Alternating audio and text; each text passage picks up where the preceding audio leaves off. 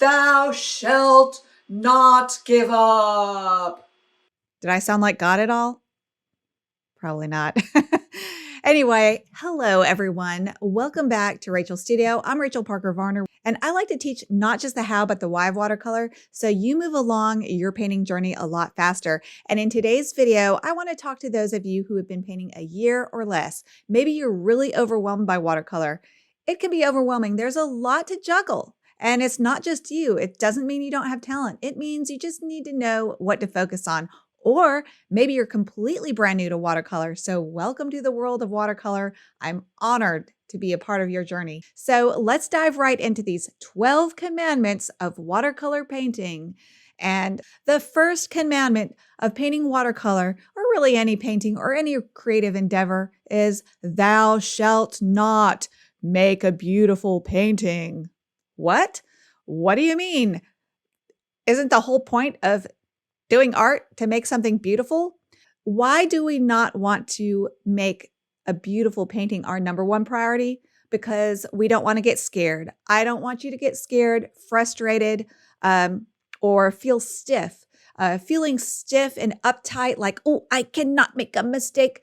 That is not going to help you grow as an artist. You need to be making mistakes. You need to be experimenting, and try to look at your painting practice, especially in the first year, as just play. Who cares if it looks bad? Who cares if it looks good? As long as you're having fun, you're trying a lot of new things, you're experimenting, that's how you're going to find your style. That's how you're going to grow the fastest. And I might add, if you are not getting frustrated sometimes and feeling challenged, then maybe you're taking too easy of a road and you're not growing enough. So it's always a good sign if you're getting frustrated and you feel like giving up. That just means that you're pushing yourself and you are exactly where you need to be. And don't worry if you make a bunch of ugly paintings. In fact, I would encourage you to try to make ugly paintings and just loosen up and play and try new things. Okay, that ties in very well with commandment number 2. I encourage you to write these down, print them out, and keep them somewhere where you can see. Thou shalt play and experiment. If you're not playing and experimenting, then you're not moving forward. I'm going to move on to number 3 because I already kind of talked about that. Thou shalt join an online community or some sort of support network. This was key in my ability to stick with art, learn what I needed to learn, and move forward. So I have a Facebook group, it's facebook.com /group/ Rachel's Watercolor Workshop. I've had it for years, and it's up to 6,000 members, and there's so many wonderful, supportive people there. There's absolute beginners. There are top tier, amazing professionals, and all of them are very happy to weigh in on your painting. You can post your painting, and if you ask for advice, then we will give it to you. But if you just post your painting and say, here's what I'm working on, then we'll give you little claps, little back slaps, and encourage you to keep going. So we're very encouraging in my community, I can say at least. And if you want feedback, and I love to do this, if I think a painting is done, I'll post it on a group and I'll get feedback to see what it needs. And I always get such good ideas. So I encourage you to do that. Join my Facebook group. On my Patreon, I do also have a community area, but Facebook, if you're on Facebook, that's really the best community, most active community that I have, where you can share your work. You can also post your questions about watercolor. You can get ideas and inspirations. Lots of good things happen in that group. So join an online community. It really helps you to grow a lot faster if you do it with the collective knowledge of a larger group. It helps so much. Number 4, thou shalt study a lot of art. Look at books. The Splash series, I highly recommend. There's so much art online. Always be looking at art. Look at what kind of style you want your art to go. What direction do you want to go with the style of your art? And start going in that direction by studying other artists and seeing what made their painting successful, and then trying to emulate some of that into your own work. Who was it? Van Gogh or Picasso? I think it was Picasso said, good artists borrow, great artists steal. And I'm not saying to steal, but We are all learning from each other. And the more you can study other people's work, the better. For example, for my cardinal painting that I just did, I took a lot of ideas from Dean Krauser on Etsy. Go check out Dean Krauser's work. He's amazing. I've done a couple butterfly tutorials now, taking directly from him ideas on how to make super dreamy butterflies. So check out these paintings that I've done that were inspired by Dean Krauser. And I think I have 3 tutorials now of butterflies on my Patreon. And this might be a good little spot to insert that this is the last time I'm going to have my $5 tier on Patreon. And you can get in at the $5 level on my Patreon. But because my library is growing and my knowledge is growing, I do phase out lower price tiers and increase prices every year. And if you get in on the $5 or now the $9 level, I will never change your pricing on you. So I just raised my price by $1 from my $8 tier to $9. Everyone who's been subscribed to me is still paying $8. It's just the new members. So I do encourage you, if you would like to learn from me more in depth in 2025, and I would be so honored and excited to have you, check that out on my Patreon. I'll put that link here, and I'll talk more about that at the end of this video to tell you more about my Patreon and how it works. So stay tuned for that at the very end of this video if you're interested. But let's get into the next commandment.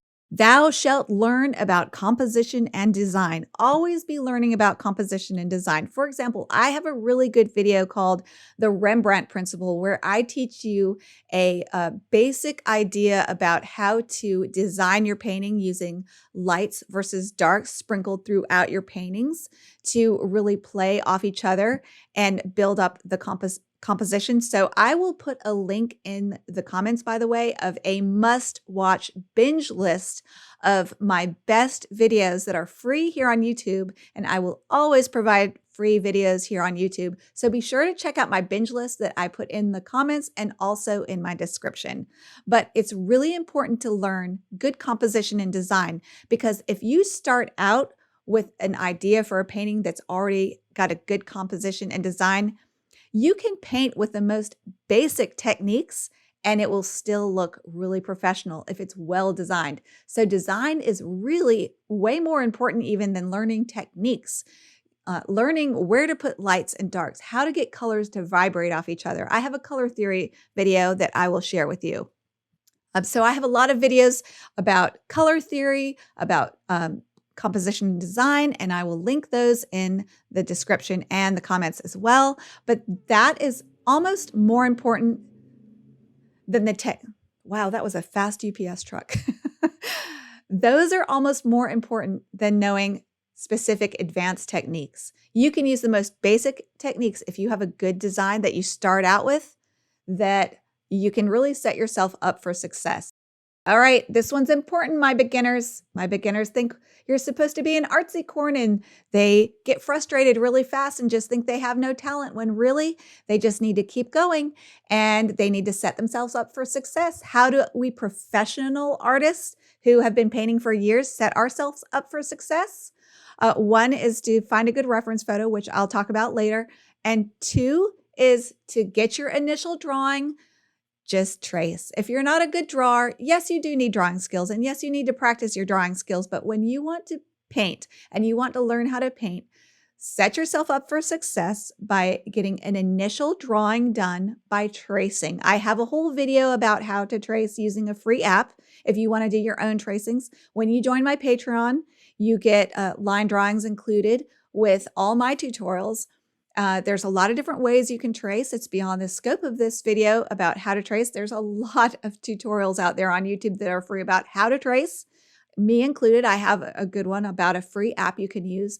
But trace to get the initial proportions correct, especially if you're here to paint animals. The main thing that I paint is dreamy animals. If you want to paint soft, dreamy, realistic animals, you might really enjoy my Patreon, because that is my focus.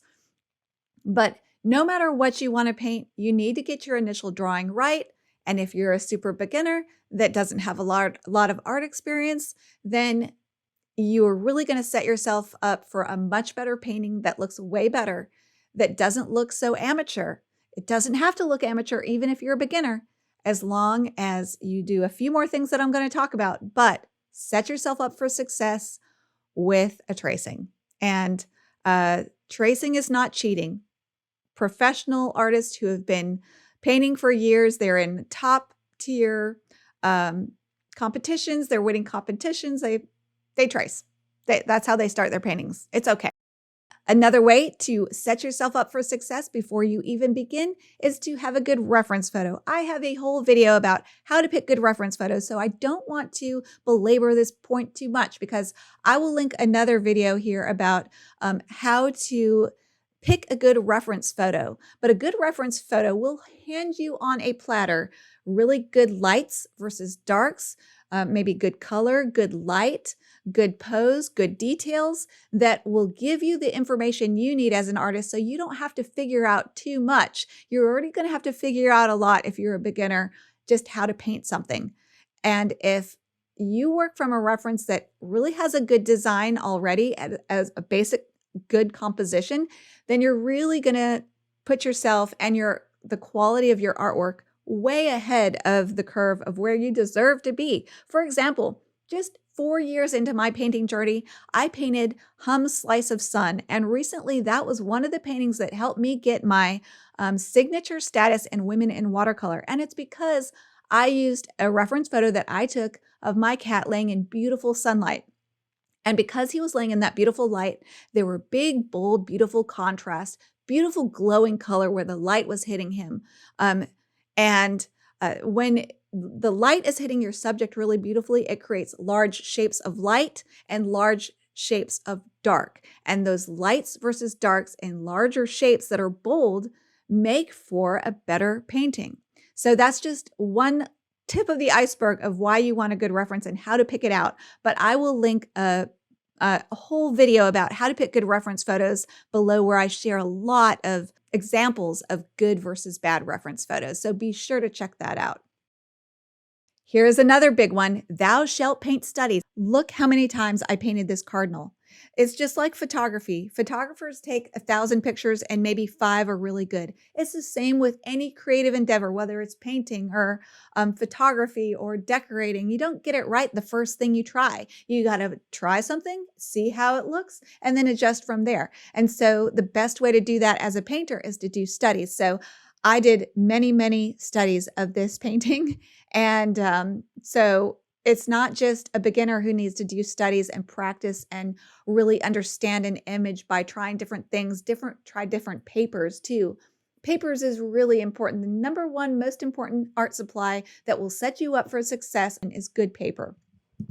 And so I'm trying to illustrate that for my beginners by painting this painting twice. And I painted the cardinal on several different papers too, and I'm going to make more tutorials on that. This is on Hippie Craft or student grade paper, which I really like. Canson also has a really nice student grade watercolor paper. If you're going to paint watercolor, at least paint on watercolor paper, but preferably paint on 100% cotton cold press is the best paper to learn on for watercolor. Better paper quality allows you to have brighter colors. You get a larger range from super dark to super light on good watercolor paper. You also are able to use my favorite fixing and adjusting techniques of scrubbing, softening with stiff scrubbers or even soft scrubbers to lighten things, to lift, to erase mistakes. You cannot do that on anything but 100% cotton watercolor paper. And Arches cold press watercolor paper is the gold standard for being able to take a lot of scrubbing and then you can still paint back on that paper. It's not damaged. So you can fix a lot of mistakes. And I did that actually in this cardinal tutorial. I was demonstrating that and allowing that process to be shown in my tutorials. That's one of the things that I feel is important to share in my tutorials is that process of trying something out, seeing how you like it, and then adjust from there. So an example is I painted some acorns, or they were like little buds or something, right over the cardinal. because that's what the reference photo told me to do. And then I decided I didn't like it, so I scrubbed them back out. So I showed that whole process. It's called the push and pull of painting, where you put something in, see how you like it, and adjust from there, either erasing that or adjusting a different part of your painting to balance that new change out. So that's another important part of the process of watercolor. So I really tried to demonstrate that. And it's hard to do that, circling back to this commandment, which I know that sounds harsh. And yes, commandments can be broken, but this is just somewhere to start. The commandment of using good paper, the good paper will allow that process to happen, to put something down, erase it back out, do another layer, get it really wet, let it dry, do more layers, and really mess with your painting a lot. And the better quality watercolor paper you are working on, the more you'll be able to use that process of fixing, scrubbing, doing lots of layers, using a lot of water. Better watercolor papers will allow you to do all of that. So let's move on. All right. I hear beginners say this is the most important thing they learn so often. I recently did a video where I shared all the insights I asked in my group, that Facebook group that I told you about. I asked that group, what is the number one thing that helped you the most to be successful as a watercolor artist? And I did a whole video on like the top 10 or 11, 12, 13, whatever, how many, the best tips that they shared. And one of the tips that they shared quite often is they learn to let their paint dry. So the typical way of painting with watercolor is you paint a layer, usually the lightest layer, let it completely dry. And then you paint another layer, let it completely dry. So that is just watercolor 101, how to build up your lights and darks and texture and also colors. You can build up all those things using several layers, which you let dry completely in between. And for me anyway, I'm impatient. I get it. It's hard to let the paint dry. You can use a hair dryer, or like me, you can paint several paintings at a time. And so you work on one, let it dry, work on another. And I work on several paintings over a period of like a month. I almost never sit down in one sitting and just do a painting from start to finish. That's not usually how, it's not usually the most effective way, at least for me, to paint a watercolor painting. It takes time, and you got to let things dry, and you got to also sleep on things. So when you look at a painting that you hate and you just want to throw it away, it's amazing how much you can do to it to fix it. If you sleep on it, take a couple days, don't look at it at all, post it on a group, get feedback, think about how you can improve it, and come back to it fresh later and continue to work on it. And we're going to talk more about that in a commandment coming up. So I won't go too much further with that idea, but that's the importance of good watercolor paper. Okay, this is a good one. Beginners, you guys tend to get hung up on this, and that is mixing colors. A classic one for portrait artists is, what exact colors and exact what ratio do I use to paint a person who is maybe an African American versus an Asian versus a Caucasian person? There's not too much difference, actually. And if you get your values right, you don't really need to worry about getting the exact right color. It doesn't matter. I promise. I mean, look at some of the work. Go look at really good portrait work, and you'll notice sometimes they use greens, purples. I did a portrait painting of an African-American boy using lots of purples and burnt siennas and blues in his skin. It was gorgeous. And it wasn't a brown color. I did use a lot of brown, of course, but I also used a lot of other colors. And you can do the same thing in Caucasian portraits, Asian portraits. The color is not important nearly as much. Like I would say, worry about your color right here. Worry about your values. What are values? Lights, mediums, and darks in the right proportion compared to each other. So if you get this area really dark, then this area over here might need to be a little darker. So you want to balance your values in relation to each other. And that's why a reference photo with good light that's not taken with a flash is so important, because it will give you those beautiful, bold values that will really make your painting look really good. So pay more attention to getting your lights light, your darks darks, and your mediums medium. And don't worry about color. This is another reason why I'm doing this little tutorial using one tube of paint.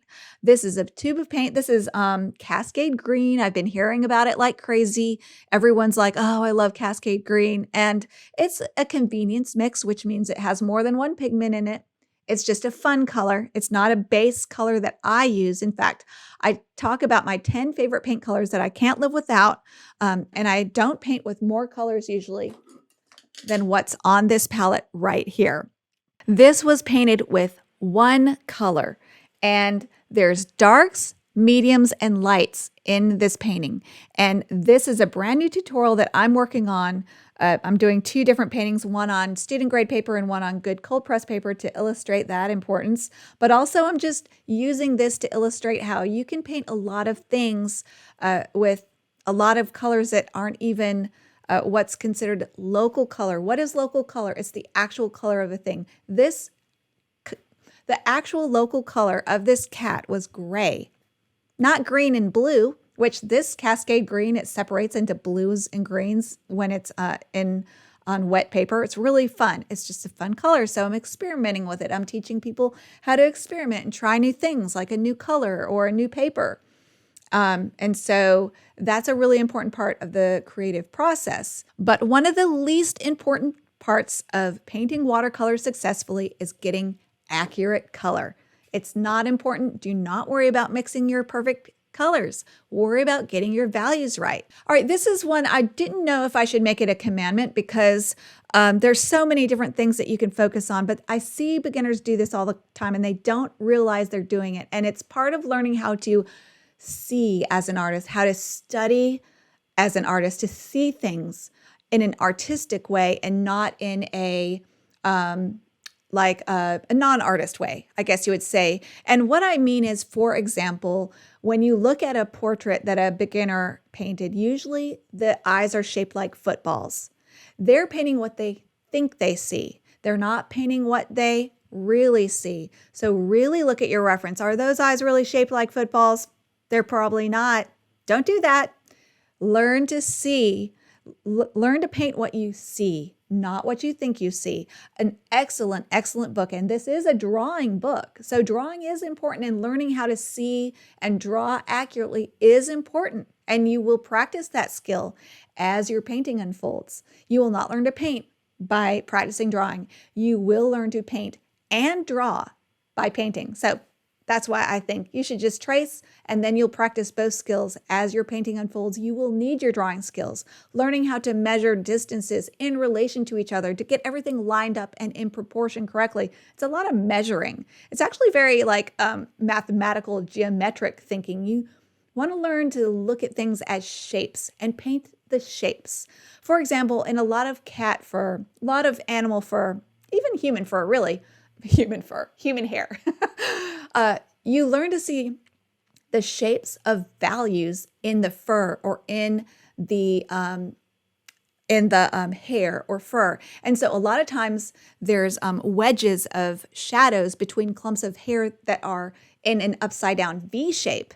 And so you paint those upside down V's. You don't think to yourself, I'm painting fur, and you do a bunch of strands of fur. No, you paint clumps of shapes of fur. That's just an example of learning to see shapes instead of things. You don't want to think, I'm painting an eye and paint a football, or I'm painting a nose and put 2 round little nostrils and it doesn't look right. It looks piggy. That's not how a nose looks. It has a lot of lost and found edges, and like lips don't have all hard edges around them. For example, if you really study lips, there's lots of disappearing edges between this part of the lip and the skin, because a lot of times this part is in shadow, for example, maybe, and there's what we call a disappearing edge, and your reference, if it's a good reference, will tell you all of that. But you have to learn to really study your reference and paint what you see, not what you think you see. A good book to learn how to see is Painting from the Right Side of the Brain or the Left Side. I'll look it up. I'll put that here. But check that book out. Your library probably has it. You probably can get it for free online. Here's a resource that you might not know about. Okay, this one's really good. Your public library probably has a whole online resource. In fact, my library has like 2 or 3 apps where you can get free magazines, watercolor magazines included. I can, books, audiobooks, visual books. And there's another really great resource that has free books on it that's really fun. You can go look at old art books, for example, is referencebooks.org or something. I will put that up here too. That's a great resource. So you can study that, but you could probably get drawing on the right side of the brain in one of those resources for free. You probably don't even need to pay for it if you don't want to. There's a lot of different things we could talk about that's so important, but this is going to be my final parting words for you. And the most common mistake I see beginners making is they worry about overworking when they really need to be worrying about underworking. Overwork that painting, y'all. Overwork it. And if it gets overworked and you really, really hate it and you post it online and people say, yeah, just try again, whatever, fine. Okay, maybe you should throw it in the trash, but more likely you just need to use techniques that are available. I teach them all the time. Most people don't watch my session number 2 or 3 where I do these most important fixing techniques. There's all kinds of fixing techniques, pulling together techniques, balancing out values. All that stuff needs to happen in the last 30 to 60 minutes of a painting. And most beginners don't pay attention to that step, that crucial, very important stage of a painting where you take it through the ugly stage. There's almost always an ugly stage. Take it through the ugly stage and finish it so that it comes out the other side. And it's shocking even to me sometimes how I can take such an ugly painting and think it's really ruined when really I just needed to finish it. I needed to it almost does feel like overworking, but it's not. So overwork your paintings. Don't worry about underworking them. All the time I see beginners post a painting. They've done 1 layer, maybe 2. What they have is an underpainting and they think that it looks really bad and that's a sign they have no talent and they need to give up. No, that's not what is happening, y'all. It's not. You just need to keep going. And if you feel stuck, that's where an online community comes in to be so helpful, where you can post online and people will give you plenty of ideas of what you need to do next to take that painting to the next level. And I try to at least comment on every single painting that gets posted on my free Facebook group. So be sure to at least join my free Facebook group. And you can also join my Patreon for free. And now is a good time for me to tell you, I think I've gotten all that done. So if you're not interested in painting with me, then you can go. And I appreciate you so much for watching up to this stage. But if you want to learn more about my personal paid content, which supports this YouTube channel, so thank you so much to my Patreon members who make this channel possible and make my life possible. It's amazing that I just appreciate you all so much. My free subscribers, my paid subscribers, you all mean the world to me because you're handing me my dreams, and I appreciate that. So if you want to consider joining my Patreon, the way it works is once you join, you get access to a huge library of tutorials. I have almost 200 tutorials up. So you get instant access to all of that depending on what tier you join. If you join the $13 tier, you pretty much get them all. I do have a $30 tier I'm thinking about discontinuing. But it's my professional tier where I share the painting process start to finish of paintings that have won awards or gotten into big international shows, or they're really complex portraits. That's in my $30 tier.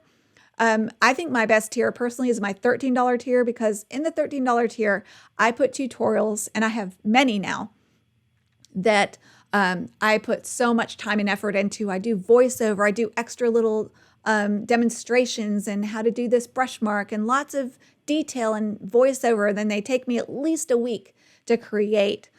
Even if the painting just took me 2 hours, it usually takes me a whole week's worth of work to put those tutorials together. And I have probably 20 of those. So when you join, it's not about joining for my new tutorials so much as having access to that huge library of tutorials that I have that is worth thousands of dollars. I mean, it's 5 years of full-time work that you get for only $13. And if you join for a year, it's even better because you get 10 months. You pay for 10 months and then you get 2 months free. So I highly recommend that you just join for a whole year. If you like my style of painting, a lot of soft, dreamy animals is what I focus on. But I try to put in, there's some landscapes in there, there's some butterflies, there's some birds, there's a lot of portraits because I'm trying to get better at portraits. There's a lot of different things. Holiday things, there's a lot of holiday things. So when you join, you get access to that whole library that you can start diving into. And please, please, please message me after you join and say, where should I start? Because it's a lot. I do have a Patreon index. You can go look at that for free and see all the tutorials I have available to see if you'd be interested in learning how I painted all those. And a lot of them are advanced or intermediate paintings, so beginners don't get frustrated. I do have a whole playlist. I also have another place called my collections tab where you can look through that for free too. And you can see what I have available to decide if it's right for you. All my tutorials are divided up by tier. You can go to see what all is in my $8 tier. And if you join for example, my $13 tier, that means you'll get access to also all the $8, $5, and $3. So when you join my $13 tier, you get access to pretty much almost all my tutorials, other than a few $30 tutorials that I have that I might change over. Thinking about changing those over to just all $13 tutorials to simplify my life for me. So you get access to all that. And so there is a super beginner collection. If you are a super beginner and you don't know where to start, I would just work my way through all those super beginner tutorials. And some of them might not be the subject you want to paint. Like for example, there's a tutorial about painting hydrangeas. It's super simple, but it's all about teaching you how to paint around the lights. In watercolor, we paint around the lights. See, if you stayed long enough, I'm giving you even more extra bonus tips. And that's called negative painting. A lot of times is painting around something, because in watercolor, you paint around your lights. You paint your lights first, let it dry, and then you paint around those. So that tutorial, for example, is all about how to learn to think like that, to think about painting around lights and painting the negative space instead of the positive space. The positive space of a hydrangea is the hydrangea itself. The negative space is the space around the hydrangea. So if it's a light hydrangea behind a dark fence, for example, you paint the fence around the hydrangea. So anyway, so that's what's in my super beginner playlist, which you can check that out. Also, in January, I'm phasing out my $5 tier. As I get more tutorials and I get better at teaching and I get better at painting and I learn new things, I'm way more valuable than I was 5 years ago. So every year my tiers go up. But this is my promise. I will not, if you stay in that tier, like I have a lot of it was my $8 tier. I recently raised the price of that tier to $9, and everyone who was in that $8 tier will continue to pay $8. They won't have to pay the $9. So as long as you stay in that tier, and that's why I recommend, if you really want to stick with me, and I would say give it a chance, join for a year and get that 2 months free and lock in that $5 price, because it's going away at the end of January. So that's how my Patreon works. It's like subscribing to me, and I do 2 to 3 to 4 new tutorials every month. But really, what you really get access to that's so amazing is all the paintings I've done in the last 5 years. You can watch me paint all of them, most of them with in-depth, nitty-gritty explanation. In the $13 tiers, I even have tutorials where I've slowed down the footage, so I explain even more. I have a tutorial of Diana the cat. That is not just about painting a cat. I have so much information in there about how to control your water so you don't lose control of your watercolor. So I give you a lot of techniques that no matter what you want to paint, you'll be able to paint more successfully because of the tips I've given you. So they're not just about the subject that painting's about, it's about how to paint watercolor in general. That's how I design all my tutorials. At least I try really hard to. I'm going hoarse. I'm probably starting to ramble. So I think I will go take my Christmas tree down or something. I really sincerely want to say thank you, though, for watching, especially if you watched all of that. I really appreciate you being here. Leave me a comment. I love to hear from you. I love to answer your questions in the comments. And I hope you have an amazing 2025. And it is my absolute honor when you choose to subscribe or join my Patreon for free, join my Facebook for free, and make me a part of your creative journey. That is really an honor for me and a privilege that I just love. And I can't imagine my life without all of you, because it really enriches my life to get to know you and to share this most exciting part of my life with you. Well, other than being a mother to my wonderful 9-year-old, 8-year-old, he's going to be 9. Anyway, so yes, thank you. I really value you so much. And I hope you have an amazing 2025. Let's paint together. And until next time, go watercolor your world. Bye, everybody.